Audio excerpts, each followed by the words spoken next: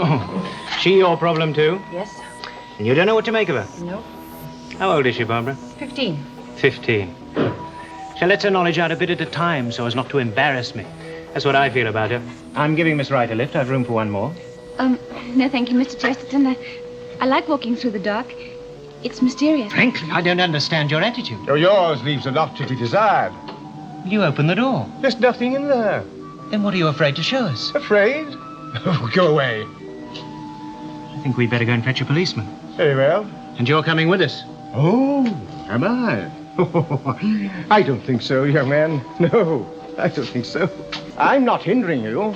If you both want to make fools of yourselves, I suggest you do what you said you'd do. Go and find a policeman.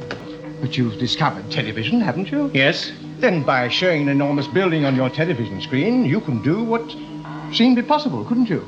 Well, yes, but I still don't have... It's not quite clear, is it? I can see by your face that you're not certain. You don't understand. I knew you wouldn't. Never mind.